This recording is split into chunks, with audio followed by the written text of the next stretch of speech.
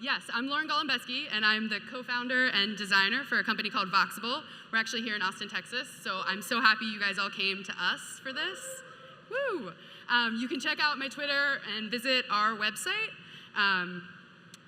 And today I'm going to talk about bots for relationships, and also how personal bots make our lives better.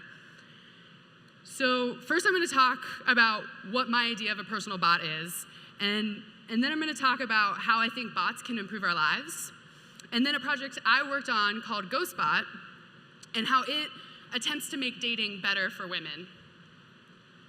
So what do I mean by a personal bot? I think in addition to being digital personas of ourselves, they're bots that we hire to do a specific job for us. And they serve our unique and individual needs, as opposed to ones that serve brands or companies.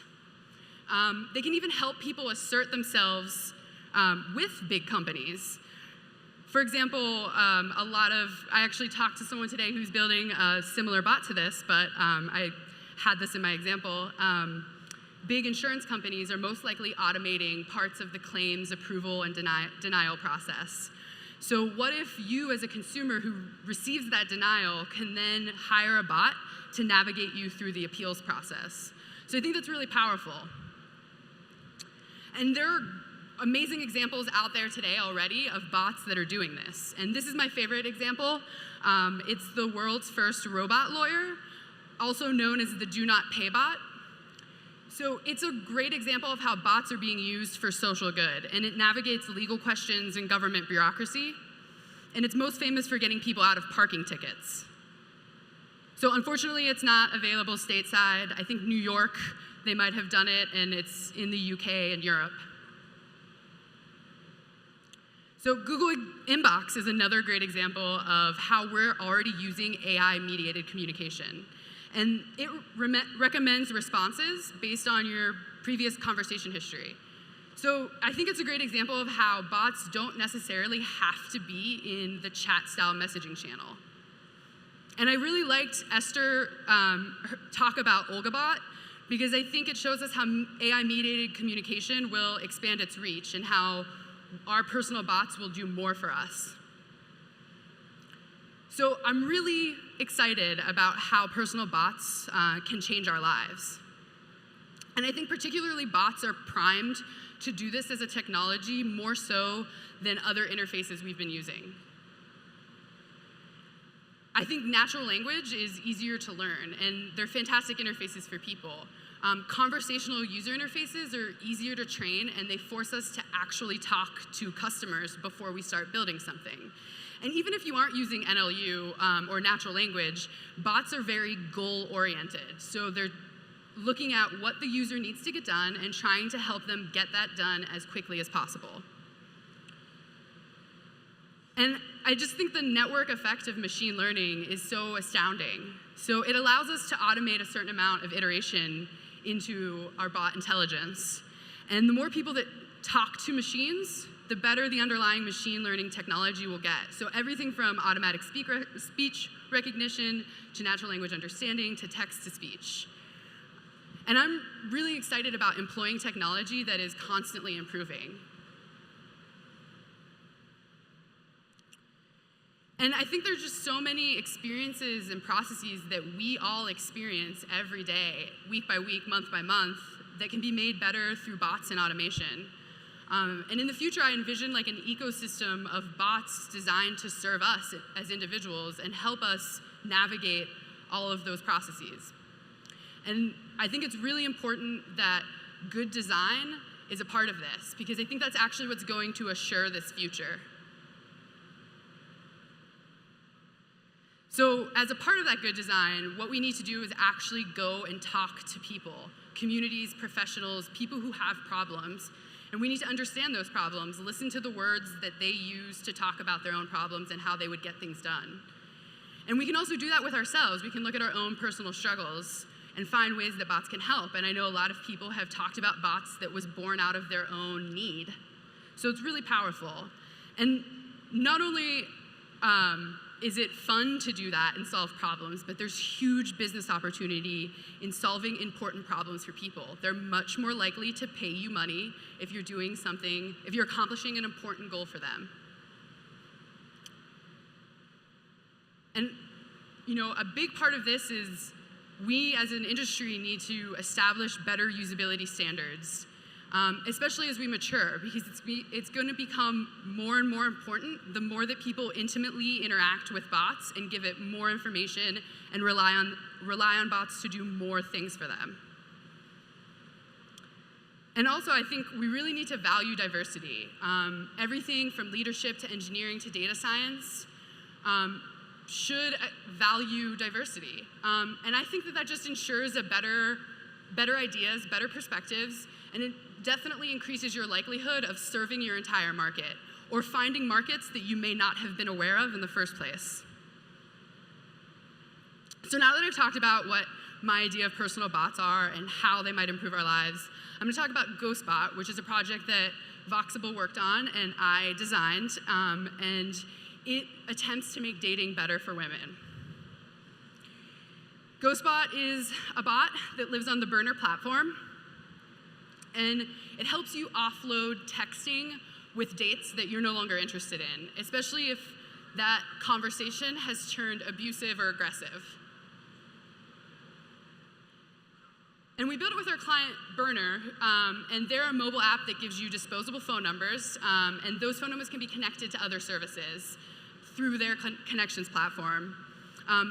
GoSpot was actually the first true bot to be part of their connections platform, and hopefully not the last. I think it's just a great opportunity for developers to build personal bots that run over SMS. So the original idea for GoSpot came from an internal hackathon that Burner ran, and one of their designers wrote a script envisioning a bot that would ghost people in relationships gone awry. And we kind of got this idea, and we were like, okay, well, we need to dive into research. And when we did that, we saw that a lot of their users were women who wanted an extra layer of privacy while they were dating online. And when we dug deeper into why they wanted this privacy and where that motivation come, we found an astounding amount of aggression directed towards women. And there's actually a couple communities who are documenting it. These are just two of them. And you can visit these Instagram accounts and check out screenshots of conversations that women find themselves in online. It can be pretty vulgar, just fair warning. So we wanted to build our natural language understanding to respond to this situation specifically. And we collaborated with a screenwriter, Peter Miriani, who trained our NLU to find various types of messages that these guys were sending. And so we actually accommodated things like mansplaining and nagging and bragging and booty calls, but also more typical things like greetings and trying to make plans. And we built in a level of kind of trying to detect a lot of violent or aggressive speech, and we automatically blocked those users and stopped talking to them. And so this is an example of a potential conversation that could be happening on GoSpot right now. So while we designed this NLU, we built an open source tool for expanding examples of utterances that we use to train that NLU. It encodes synonyms and variations of syntax really easily. And it's on GitHub, so you guys can check it out. It's open source right now. Hopefully you guys find it valuable as well. And this is an example of what we write on the top and what Expando generates. So then we released GoSpot out into the world, and it got a great response. Not only was it covered by over 100 media outlets, it really resonated with our target market of young women dating online. And even those who wouldn't necessarily solve that problem through ghosting someone, we're definitely glad that we were shining a light on this issue that it seemed like a lot of women that we talked to experienced almost universally. And there definitely, sorry, these quotes are cut off fonts. There definitely was criticism. And that came from mostly men who thought it was maybe disrespectful or immature to actually use technology that facilitated ghosting. And we get it. We had those misgivings going into the project, and that's why we dug into research. And when we found the staggering amount of harassment that existed, we thought the conversation should be more about that harassment than about how people are responding to it. And I think it affirmed that we're not all aware of these experiences that people are having that we don't necessarily get to have. So I've been out of the dating scene for a year and a half, or 2 years, and I forgot what it's like to kind of have to see this every day. And we were really happy when Teen Vogue pointed out some of these sobering statistics. Almost a quarter of all young women have experienced online sexual harassment, and even more have been stalked online. So this is an issue the more that we think about bullying and trolling, and it's unfortunate that a lot of it is being directed towards women. And I think there are other marginalized communities that could benefit from ideas like this. So today I talked about what I think of personal bots and how these bots can help us as individuals, as well as how GoSpot saw a problem out in the world and tried to address it for women who experience this broken dating culture. So again, you can hit me up on Twitter, check out our website. Voxable is also sponsoring a discourse forum for people in the industry called The Conversationalist, and we want to dive into deeper issues to talk about things like usability standards, to talk about things about how users experience bots. And thank you. All right, that was awesome. That was really good.